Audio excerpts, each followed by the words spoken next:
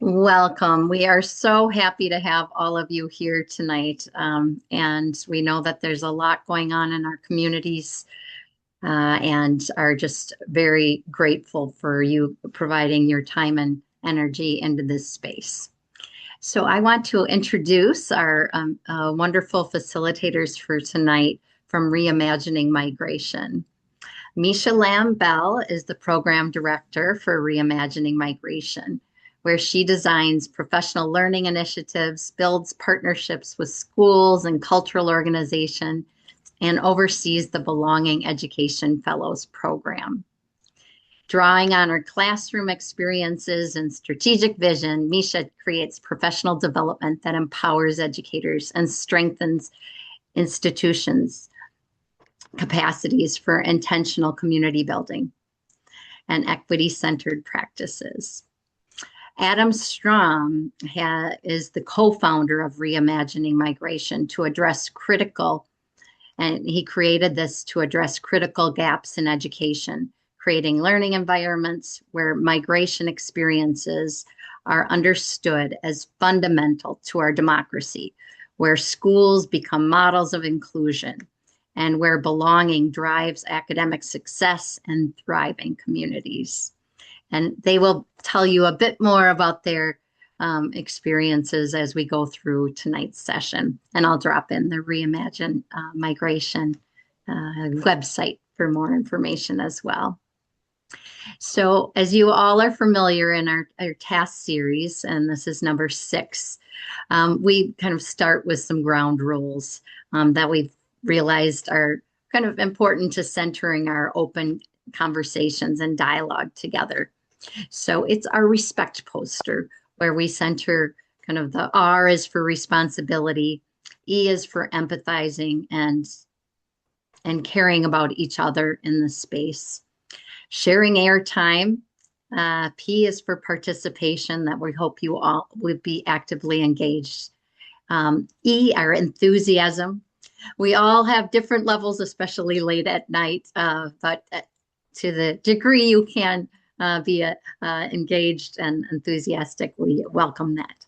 Our communication, we want an open dialogue, and kind of it's centered on trust building. So if there's any other additional norm setting, you can, something that you would like to just add, feel free to add that into the chat. But I think we're now going to get started with our wonderful facilitators. So Misha and Adam, take it away. Thank you so much. I just want to thank you all for being here tonight. We really appreciate you spending the time with us. Kind of want to give you an overview as to why we are here and what we'll cover today. And so we're going to take a moment to be grounded in the current moment, and we're going to discuss a little bit about reimagining migration as an organization before we dive into a bit of an introduction to the conversation on race and migration. And then we will end with some historical case studies and tools that you can use. And just kind of want to ground us in the sense that democracy on a cultural is dependent on a cultural and civil agency. So this includes educational empowerment and empathy for all. And so really just wanting to ground us here in the need for civic agency and participation such as this in order to uphold democracy. And so we are grateful for you all's active civic participation in being here tonight. And with that, I'm going to pass it off to Adam to kick us off. Great. So let's go to the next slide. So I have to say, is we're in a tough moment. And just say it directly, right? Especially as the conversation, looks at the edge of kind of human rights and migration. And we've seen for a very, very long time that migration in some ways, in attitudes towards immigrants in some ways, is a good barometer for where we're at, right, in terms of respect for democracy and human rights. And so the moment is tough. Uh, I just thought I'd share some of it, right, as a frame.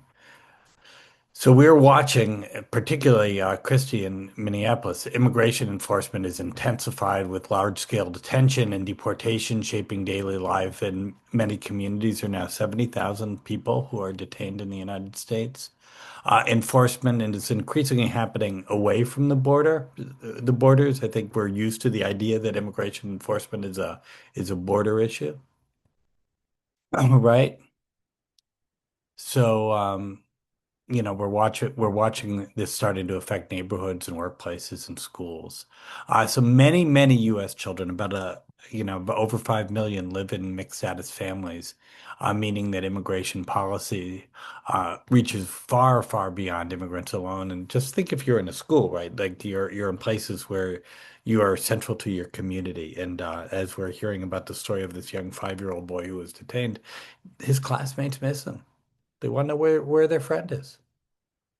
So fear leaked to immigration enforcement is changing behavior everywhere. You hear about people avoiding medical care, staying home from school or work, limiting movement in public spaces. So that's the big picture in society. Now let's go to the next slide to think about what that means for schools.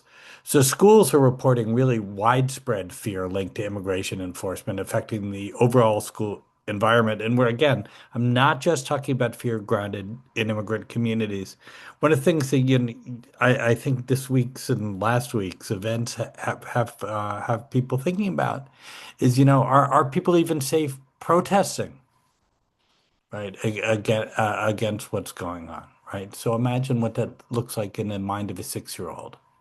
Anxiety, distraction, stress ripple across classrooms. Again, not only among immigrant students, fear is contributing to absenteeism. 56% of the principals in a recent study, a national study, said that actually they have folks who have just moved, like moved out of their communities, and that this weakens trust or reduced sense of belonging for all young people.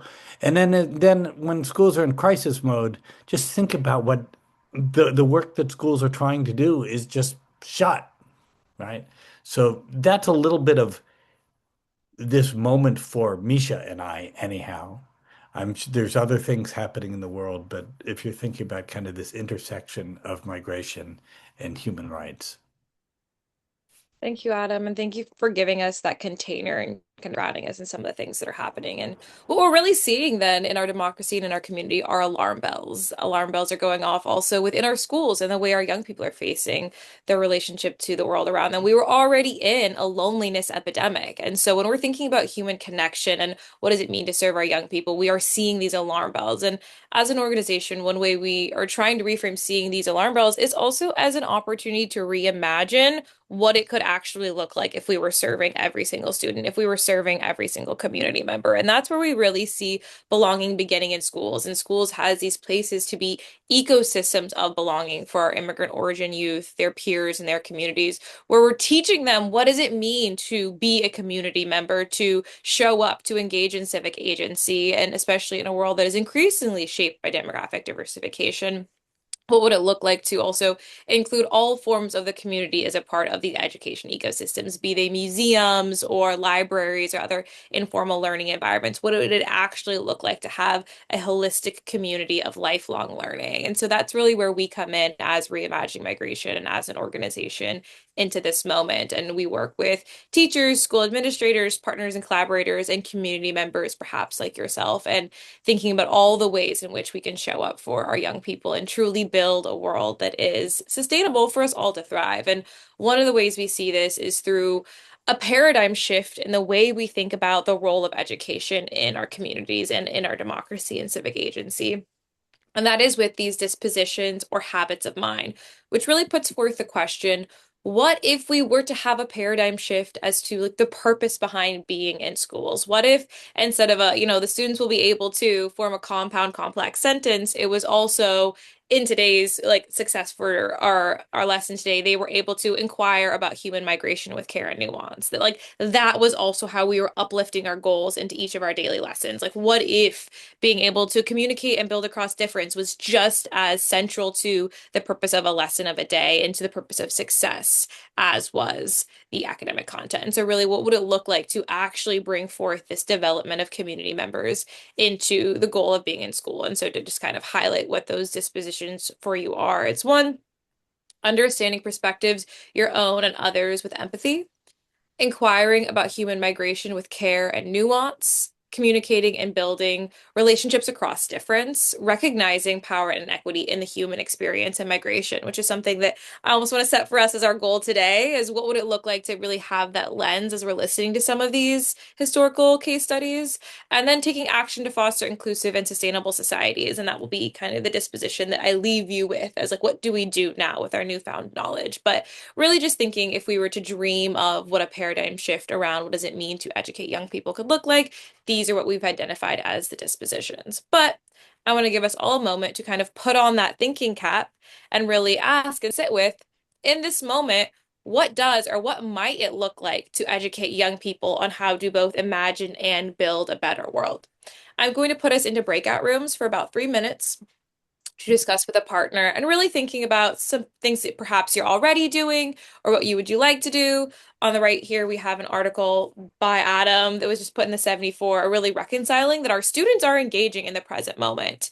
And so, what would it look like to guide them through an opportunity to reimagine or to imagine a better world for themselves and their peers? And then, what would it look like to build that world? And so, again, going to give us 3 minutes. I will drop this question in the chat and then I will open up the breakout rooms.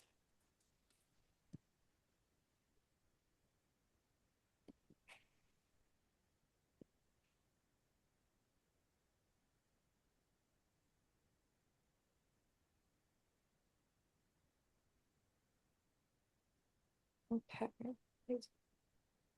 There we go. It should be about 3 folks per breakout room.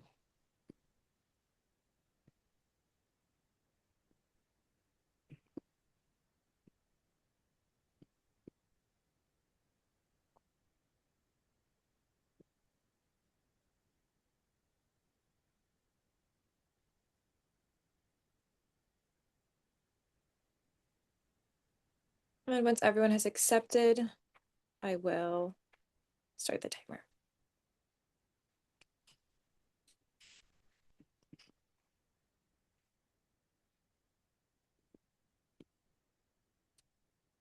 And then for whoever is in charge of recording, if we could just pause the recording.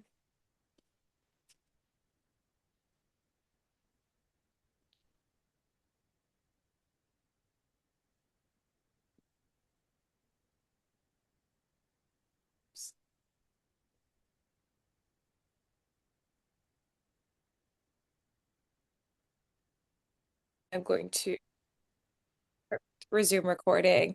Thank you for allowing us also just kind of get grounded in what are some of these articles of human rights. And also, I think reminding ourselves that these came out of a moment of imagination and hope and possibility for what they would look like if there was a general consensus around human rights. And perhaps now it's time to also, in our collectives, reimagine again what perhaps a more fervent commitment to human rights might look like. And so just kind of carrying with us this hope and optimism of really imagining a world where there are these articles of human rights that everyone follows. And something that we then want to kind of define for us all so that we were all on the same page is the definition of migration. What is migration and movement? If we're saying, okay, migration is a human right, what is migration? So migration is the movement of people from one place to another, across borders or within a country or community, often in the search of safety, opportunity, stability, the pursuit of happiness.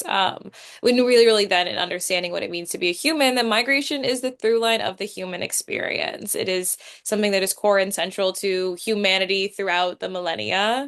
And though while it is a shared experience, there's very strong similarities between people's movement and migration stories and very stark and real and important differences. And that's kind of bringing up that disposition that I mentioned earlier, which is understanding the inequities in the human experience so that way we can learn and do something about them. And here before you, we have the kind of direction of understanding migration that is part of our learning arc, as Adam mentioned in the chat, that is built in collaboration with Veronica Boyce-Mencia and Project Zero. So, which we won't get into today, is we do have a lot of really strong curriculum around what this looks like to teach this to young people, but part of what we're kind of grinding on here is the understanding of migration. And so it starts with life before migration, which is to just name that people's lives are shaped by their cultural practices and worldview, that it is often then driven by a variety of factors, that they have these full lives, that they are fully enriched in culture and community, and then often that migration is then driven by political, social, economic, and environmental forces alongside personal and familial. And so this is where we can start to see a lot of differences in the life before migration. And then there's a journey, and journeys vary very drastically. Some are kind of really shifting by levels of choice and risk and control. And so those are very unequal dynamics in which they're navigating their journey, and the ways in which border and immigration status profoundly then shape people's safety, rights, and lived experiences during the journey. And so during the journey, again, we see these vast differences in terms of inequality and access, and what does it even mean to be described as the journey for some versus others. And then after the receiving end of that journey, which we already have named that there is a variety of different experiences and that there are inequities in place, we recognize that as we're having this conversation on race and migration, that plays a huge role in the journey and the way someone navigates their migration story. But then there's also the moment of when they arrive, where they're landing, and it is barriers, bridges to belonging, in which case the conditions in the new land can either limit or support action, access to inclusion and belonging. And so, for again, a variety of different factors, folks are navigating different relationships to belonging and barriers that they might face in the new place that they have landed themselves in, and the ways in which public stories and narratives around migration shape how newcomers are perceived and treated. And again, that's where sometimes these spaces of just doing even teach-ins or learnings about the history of migration can make better the spaces for those who are newcomers. And so that is why these types of conversations are so important, and why public stories and narratives around migration and movement and migration as a human right become such a central part of the ways in which we can engage with this work. And so while Adam is going to set a set up for this breakout room, I'm going to get it working on the technology side here. Thanks. Thanks so much. And Natalia, I see that you just posted something in the chat, so I'll definitely take a look in just a moment. But what we're gonna do is go into breakout rooms, and what we're doing is just trying to get your imagination going before we go into some of the content here. So I'd like you to think about two or three really specific migration stories that are drawn from the experiences of North American history. And then we're going to break into a group. And I want you to reflect on the ways that those different stories were similar and different. And maybe you want to think about why they were similar and different and what we might gain by comparing them. So give me a thumbs up if that makes sense. If anyone wants more clarity, let me know. Good. All right. So what I think we're going to do is be in the breakout room also for about 3 minutes, just to get our brains going. All right, y'all. And then we're going to come back, and then we're going to go a little bit deeper into the content afterwards. Goodbye. And Misha, if you can drop those into the questions into the chat too, then people can have those when they're in their breakout rooms. Thanks.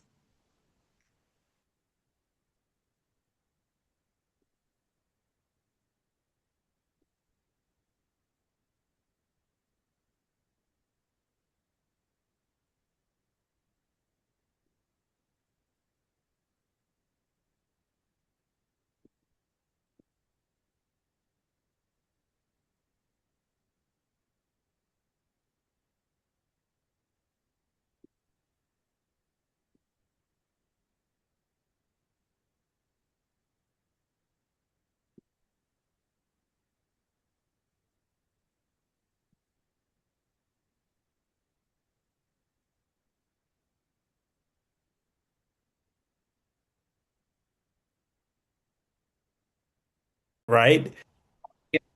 Ideas about race is they've influenced who can migrate and really under the conditions in which folks migrate. I don't know if any of you thought about it, but it's not often talked about as a migration, but the Middle Passage is one of the largest human migrations in history, right? It's not a migration by choice.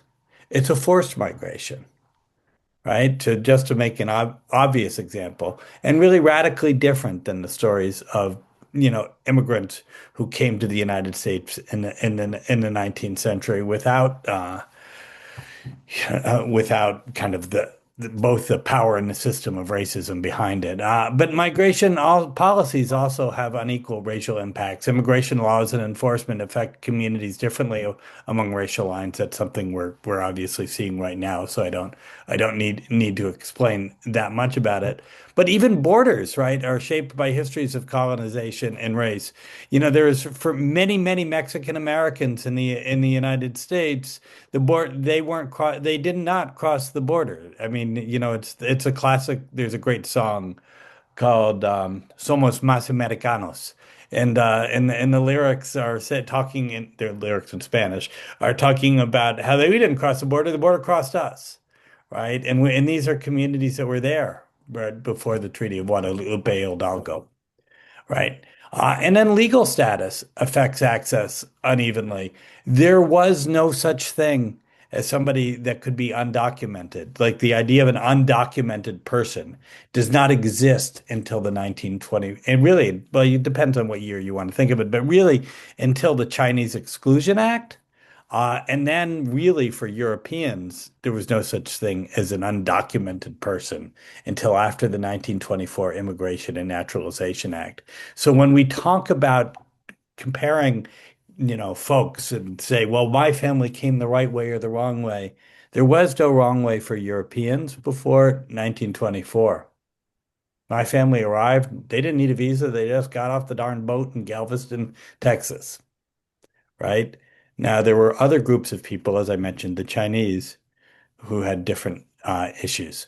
Race and legal status. Important to recognize that ideas about race have changed. They're not static. So there's a famous story of Anthony Johnson, who was an African man who came from Angola. He arrived, like a lot of people in the United States, as an indentured servant. He arrived there in the early 1620s. And his story is really important because he gained freedom, he owned land. People challenged whether a black guy could actually even own land in this time period. He actually goes to court, he defends his right in court. He actually is able to leave the land that he has acquired to his children. But when his children try to leave it to their children, racial laws have closed these pathways for black families.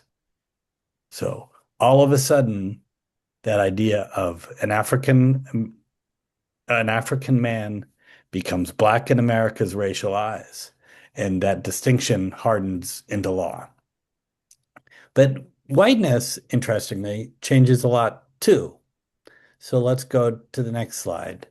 So this is I work across the street from where Ben Franklin was born, and I think about him in a literally every day when I walk past his former home. Ben Franklin gives you a sense of how ideas about whiteness were very different. So anyone want to read Ben Franklin uh, in 1751?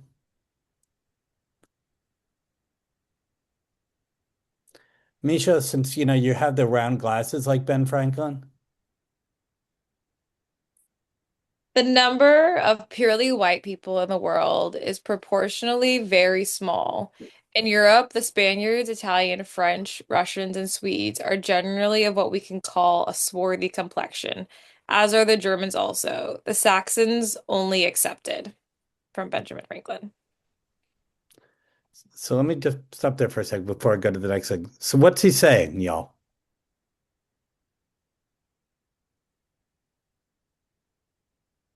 If you don't want to say it out loud, you can put it in the chat. Is he saying that globally that white people are the minority? Yeah. And does he, in his vision of white, include people who we would think of as white today? No. Right? These Europeans don't count. The French and the Spaniards and the Italians, right?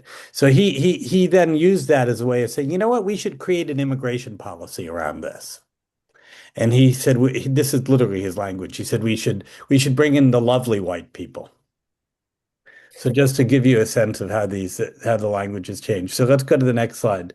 So this starts to become law, right? We're part of the British Empire in the time that he's writing. But by 1790, if you could go to the next slide, that we write a naturalization act, right? Who can be naturalized? And the law says that any alien being a free white person who has resided within the United States has that opportunity to become a citizen. But the issue is it's not really very clear who's white, right? And that's going to change a lot in community. So whiteness was a boundary that shifted over time for some immigrant groups. So literally, there's sometimes towns in the South where somebody of Chinese descent would be considered white in the 19th and early 20th century. But in their other towns, they would have been considered black. There was no category for who they were. And you'll see that Jews and Italians make that same shift as well. Armenians. There's a case where a guy from India who was actually from the Caucasus tried to argue that he was actually Caucasian, right? Because he was. But the Supreme Court said, no, you're not. You're not white. But that boundary, it's important to recognize that once it hardened, it did not shift for Black people or Indigenous people. And the exclusion from whiteness was permanent.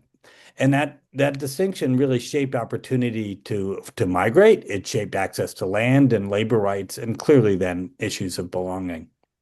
So let's go to the next slide. Adam, might I just Yeah. add one Yeah. note on that around Yeah. Caucasian?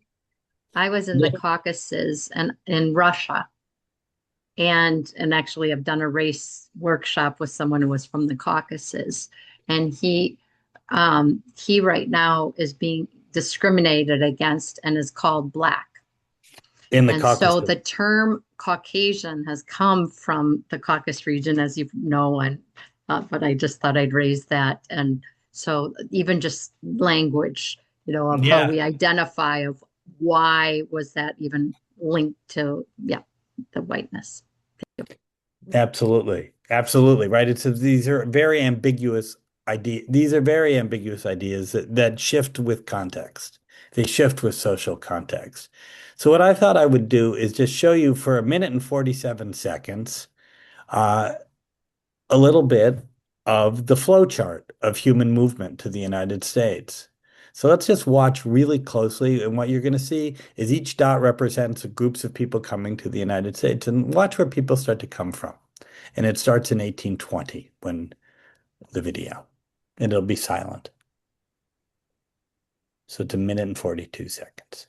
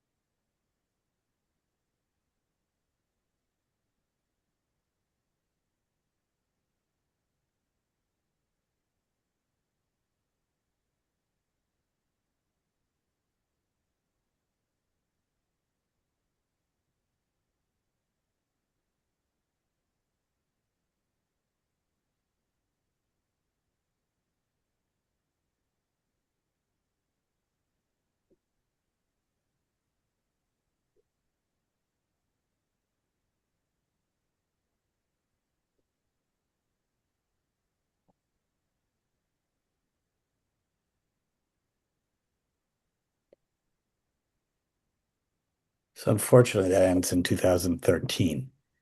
But I'm going to use a thinking routine from Project Zero. So what did you see?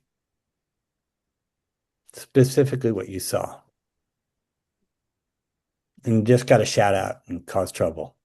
Make noise.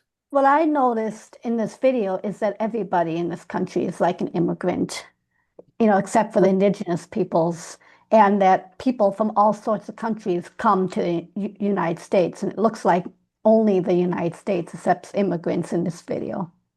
Yeah, it's true. It's because the data in this one is really only looking at, folks coming to the US. But let's stick with details. Like, so you say you see everyone is that people are only immigrants except for indigenous people. And I would argue, of course, and not African Americans who are forced to migrate through slavery either, right? Immigration implies a choice. And folks who came through the Middle Passage obviously didn't have that same degree of choice. But what do you see? Like, did you notice? Do you notice? What do you notice about where the dots are coming from? It shifts from Western and Northern Europe immigration to global immigration Hmm. in a 150-year period. Yeah. When do you see those shifts? Did you notice? Around World War II. Yeah. That's when it starts to speed up. Yeah. And did folks notice? I mean, one of the things I just want to point out, because I think people miss it a lot, is that there are a lot of folks who are starting to come from China already in the 1840s and 1850s. And as we think about who is American and who is not, I'm from a family that's from Eastern Europe, but we're white, right? And recognized as American. There are many of my Asian friends, their families have been in the country much longer than I have, right? Their family who are still seen as more suspect, right? As less American, despite that longer period in the United States. What did folks notice about Latin American migration? It's usually because of political wars and famine and economic issues that cause them all, or at least majority of them, to want to come north for work and for That's opportunities. that's often true, but I'm wondering, what did you see in the video? Didn't see that many from Brazil coming, but Mm. saw them mostly from Mexico, Peru. There was very little in Colombia Yeah. so it was very specific, uh, poverty driven type of countries that made the people want to migrate. Mm. Saw a lot moving from Canada. Yeah. down. What'd you say, Corinne? Saw a lot moving from Canada south. Yeah. Yeah. And I was surprised that doesn't start until later, much later in the 19th century. Right. Right. I would have thought that would happen earlier, but they were under the British Empire. There was different economic forces. The reason why I want you to look at that, right, is to just to start to think about who, when we talk about like the immigration, and I don't want to say the peopling of the United States, because there was people here, right? There are people on all of this land for a long time. But when you think about, folks who came to the United States, it's really interesting to watch the diversity. By the end of that video, a lot of the world is in the colors that you start to see. In the beginning, it's very, very, very specific places. So there has been an opening up, and a lot of that has been the result of the Immigration and Naturalization Act of 1965 that LBJ signed. Interestingly, when LBJ signed it, one of the things that he was quite sure of is it wouldn't change the demographics of the United States. Huh. He was wrong. I keep thinking that he must have really been lying to people, but it's clear it's not true. He really didn't think it would change. He thought that people from Africa and Latin America wouldn't want to come to the United States, people from Asia. But since 65, and I would argue that a lot of the battles that we are having today over immigration is a result of the diversity that has come post 1965 and the responses to it. Not because of the diversity, but because of the responses to diversity. So that gives us an opportunity to hop into a little bit of history. So I want to share a story that not so many people talk about.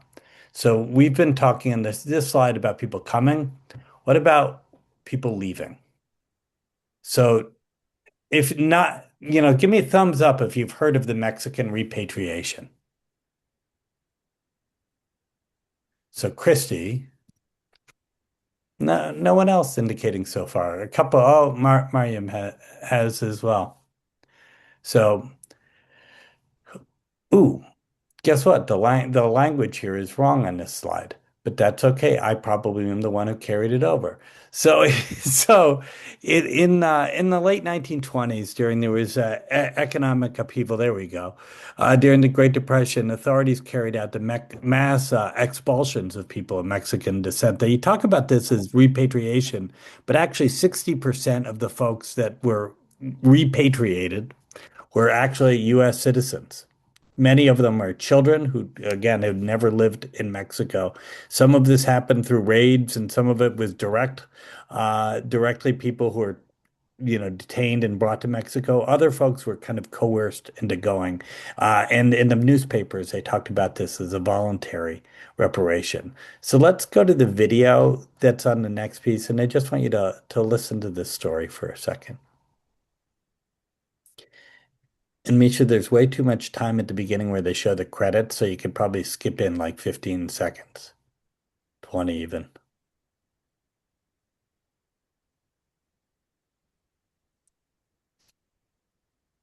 There we go. I can't hear the audio. They conduct a big press media event. They tell the newspapers, they tell the radio commentators that problems in LA can be solved if we get rid of those other people. The newspapers and the radio talk about raids of Mexicans, roundup of Mexicans, not distinguishing between those that are undocumented and those that are legal residents, not distinguishing between those that are American citizens of Mexican descent and those that are Mexican nationals. The Immigration and Naturalization Service, local superintendent, together with the Unemployment Committee, decide, take about 11 days to plan it, a raid in the middle of Los Angeles, in downtown Los Angeles, on February 26, 1931. The first time that a public area was cornered off and a roundup occurred. They're going through the welfare list. They're sending their caseworkers out to interview Mexican families and tell them trains are leaving every 2 weeks. We can arrange your train tickets. We can arrange your items you want to take with you. Many Mexican families, because they read about the raid, because they heard it on the radio, decided, well, the hell with these people. Let's just leave. Look how they treat us. We might as well leave now before they come for us. Real impact is it that it creates this climate of fear that has an impact on other movements of people. 1 million individuals, 1 million that were expelled from this country from throughout the United States, from Alaska to Louisiana and Alabama, from New York to Los Angeles, throughout the country. And what does that say about how we treat people? We treat them because of the color of their skin, because of their names, because they speak Spanish or another language. We treat them under law. We treat them with a sensitivity to our Constitution and the body of law that we have. So before I go to the next exercise for some reflection, does that I just want to clarify something. At the beginning, this was organized both with the LA sheriffs, but also he's talking about the Department of Labor is the folks who they're organizing this. And I'll also say that the latest scholarship has now upped the number of people who they believe was caught up in this program. From the scholarship is that jumped dramatically actually in the few years I've been looking at it. So now it's up to about the California State Legislature issued an apology, and in the apology they said 1.7 million Mexican Americans were quote repatriated. So what I'd like you to do is reflect for just a moment on these three questions. Maybe if you have a piece of paper, it'd be great to pull one out because I am going to give you like 2 minutes to start to reflect. And I want you to think about three questions. Why does the story matter to me? Why does it matter to the community? And why does it matter to the world?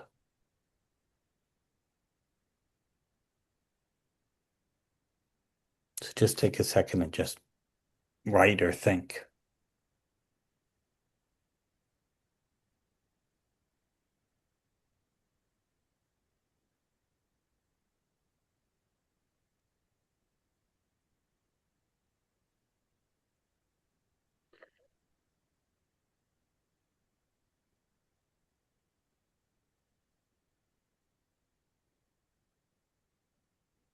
Because of the group size, I'm going to give y'all a choice.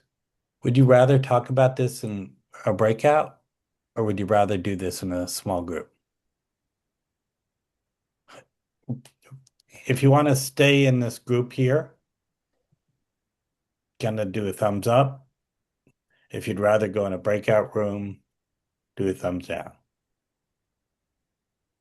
What I can also do is create breakout rooms, and if you'd like to stay, you can just stay and deny my breakout room. And then once I have them created, if anyone is alone, I will shuffle you around. So Well, I'm just so going, far, yeah. And so far, everyone said they want to stay here. oh, everyone wanted to stay? Yeah, so Then far. So y'all, look, let's start, but let's do this in order. Why does this story matter to you as an individual? It's happening again. Hmm. So to me, that this story matters because it's what's happening today, the time I'm living through personally. The ice raids happening today are like a direct parallel to what happened during the Great Depression with the Mexican Americans, indiscriminate taking, and it doesn't matter if you're a citizen or doing the right thing. It just so history repeats itself, basically, is the message. So it matters because of the world we're living in right now. It matters to you. Anyone else?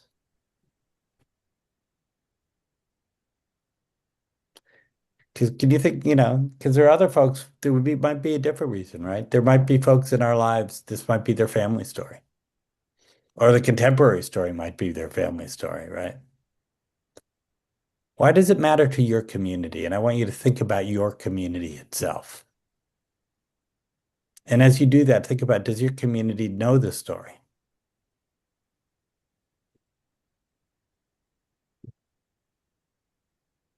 So I'm playing with the notion of significance if you're like a history educator, right? So why does this matter to your community? And what is your community? I probably work with kids who have family members that were impacted by this. Hmm. So they probably know about this event. Aunts, uncles, grandparents, great grandparents, great grandparents at this point. But they they probably know about this. They have family stories about this event. They maybe escaped it barely because it sounds like they were rounding people up.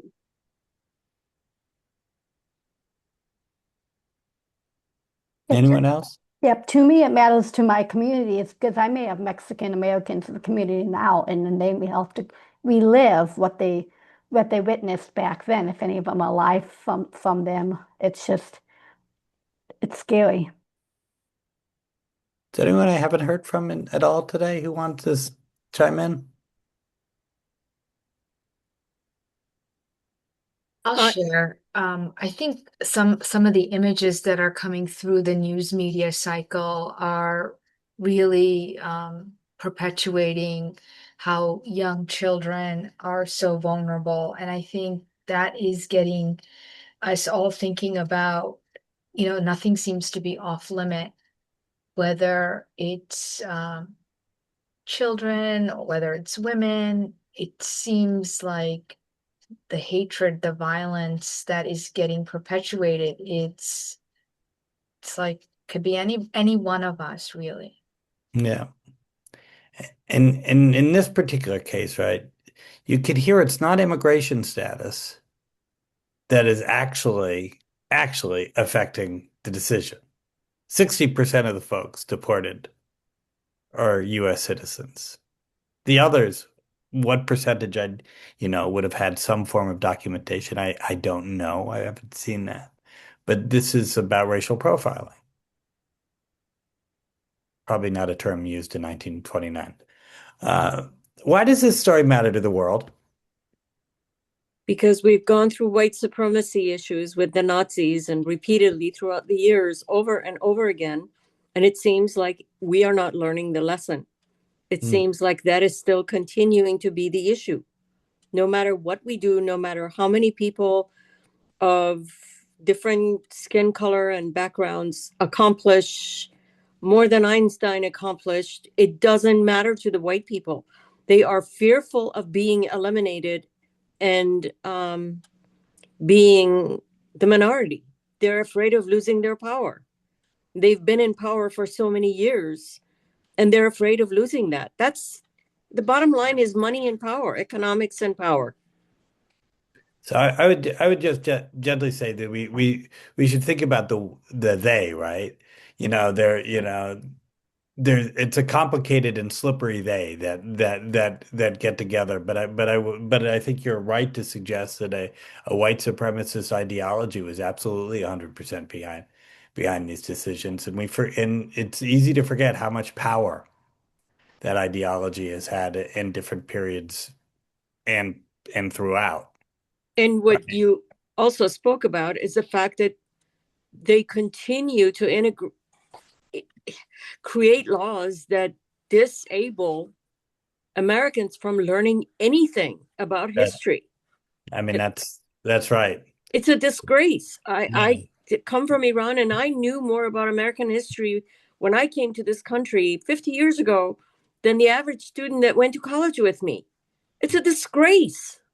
Yeah, it is. It is. I will tell you a positive story about this particular history, which is that the state of California and the city of Los Angeles have both actually made plans on how to more deeply recognize this history, including a memorial, and there's actually discussion of reparations in California around this particular history, and it's now actually mandated that you have to teach about this in the state of California.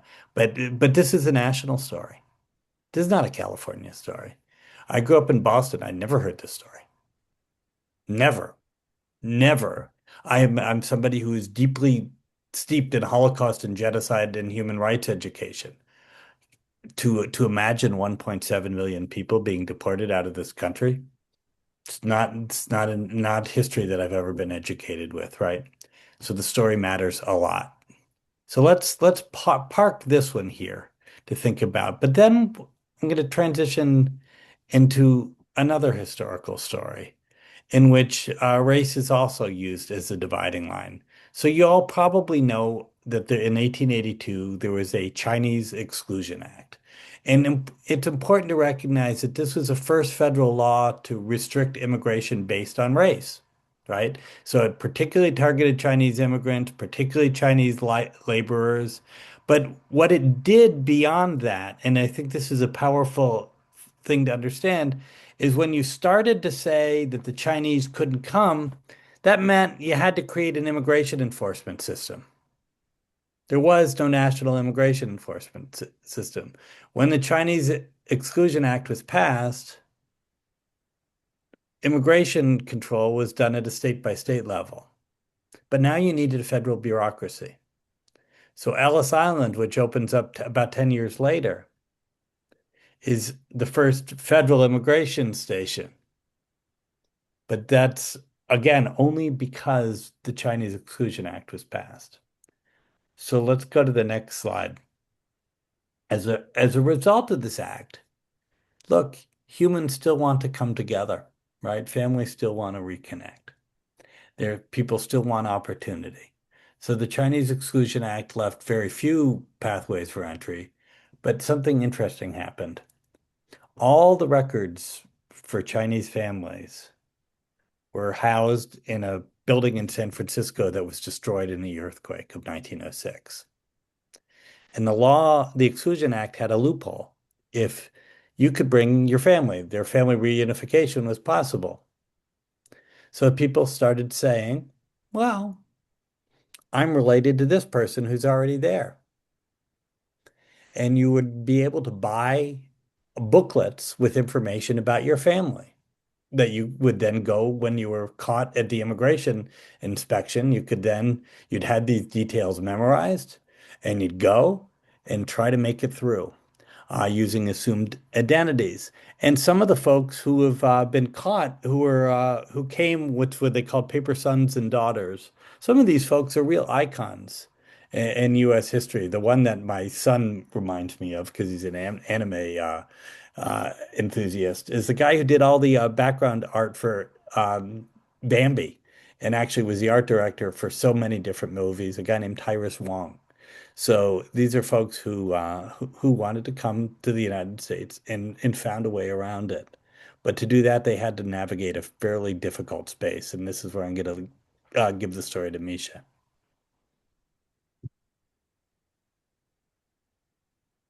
Lesson. This is oop, this is still you. I'm at the lesson. Okay, fine, it's still me. But everyone's bored of my voice. So they decided in San Francisco that they needed a place of control, right? Couldn't just have people crossing the border because that meant too many paper sons and daughters would be getting in. So they set up an immigration station in San Francisco Harbor. I know that Alcatraz is the famous island. This is actually the island to visit.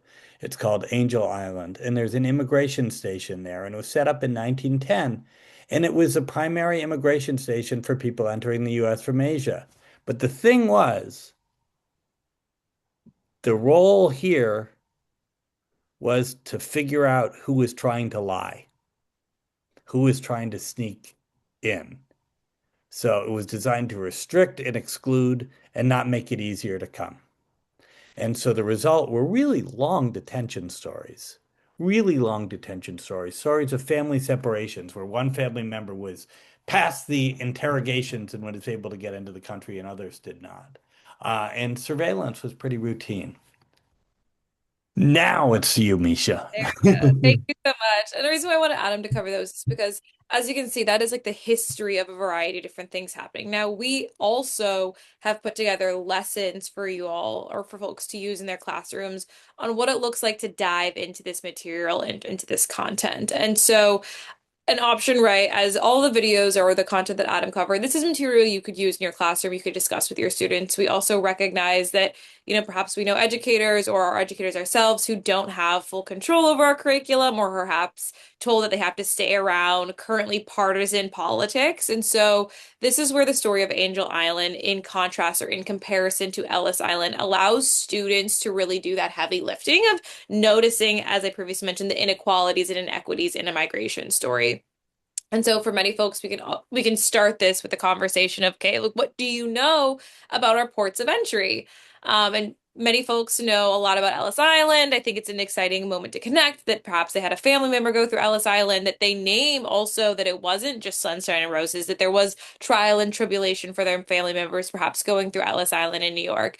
But then often folks don't know or have insight on the parallel example on the other coast of the Angel Island Immigration Station Foundation and the fact that both of them have really distinctly different purposes. As you can see, for Ellis Island, it was to process and admit European immigrants, whereas the purpose of Angel Island specifically was a station of, as Adam previously mentioned, exclusion, and intentionally built in order to do and function as an exclusionary system or a place with which to enact exclusionary practices.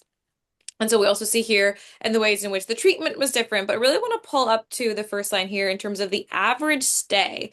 And so something that you could do even just as an activity with young folk is to give them these two fact cards and say, okay, what is the same, what is similar, what is different, what do we gain by comparison? So that same different game or that Project Zero thinking routine. And so there is a variety of different things you could allow students to do this unearthing. Very quickly, it pulls up here that the average stay at Ellis Island was about 2 hours to 2 days versus the average stay at Angel Island was 2 weeks to 2 years.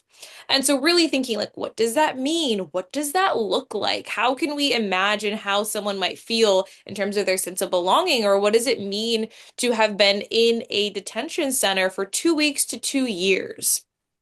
in comparison to the 2 hours to 2 days, and just allowing them to really look at the magnitude and start to draw some conclusions themselves, thinking about the treatment, harsh interrogations, invasive medical exams, what and where did that stem from? Why was that the approach? And the acceptance rate, about 6% of Europeans were deported, where it was about 30% of Chinese immigrants were deported. And so just even the numbers there and thinking about the experience that folks were living in, the conditions were overcrowded, poor food, imprisoned-like environment. And if we're also thinking this is now again for 2 weeks to 2 years. And so this is like a short to long-term detention. And so, again, by allowing these two to kind of be the different ports of entry on the different coasts, it also gives students a way to do that thinking of the comparison and contrasting, and again the recognition that a lot of folks are just taught Ellis Island. So even just bringing Angel Island into the conversation can illuminate, hey, maybe the whole story wasn't taught to me, and that can be the first run of like, hey, we actually have on each coast a station, an immigration station. Why don't you do some research on what are the similarities and differences, and allowing students to kind of have even more autonomy over that. So even just bringing Angel Island into the conversation already challenges a narrative that the only port we had was Ellis and that everyone came through, and how different that is from the present day. And so, again, thinking about these as potential lessons that can work into your classroom to also uplift those dispositions of inquiry about migration with care and nuance. And something that we also want to highlight into this is with that care and nuances, it's not curiosity for curiosity's sake, but it's a compassionate curiosity. So, what were the stories like of folks at this time? And perhaps that can be safer for classrooms right now versus a parallel of asking those of our peers. And so, want to give space for that as well. And so I want to connect to some questions that you have. How does this connect to what you know about migration? How did it extend what you know about migration? And perhaps how did it challenge what you know about migration? So this being another thinking routine activity of how does this an understanding about the differences between Angel Island and Ellis Island connect to what you know about migration? How does this extend what you know about migration? And how perhaps does it challenge what you know about migration? And feel free to also include in any of the other stories or histories that Adam told, as again, they all allow for space to do some kind of reconciling with what this means in the present moment. And it sounds like folks are kind of working well within this, and we don't need to go into breakout rooms. But I do want to give folks, I'm just going to put 2 minutes on the clock for you to kind of sit and journal and think to yourself, and then we'll come back and share out. So I'm going to put 2 silent minutes on the clock for us to think about these different questions. 2 minutes starting now.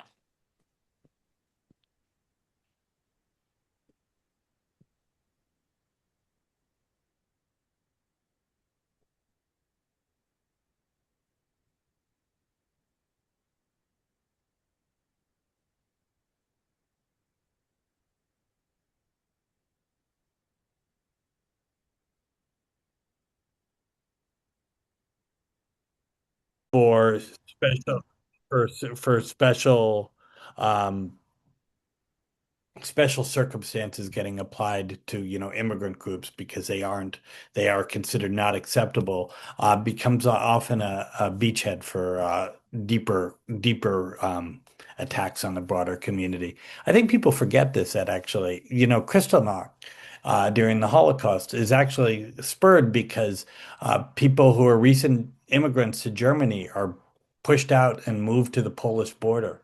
And it was a protest to that population transfer that the Nazis used as an excuse for Kristallnacht, right? The anti-immigrant, attitudes opens the door for deeper support for fascism.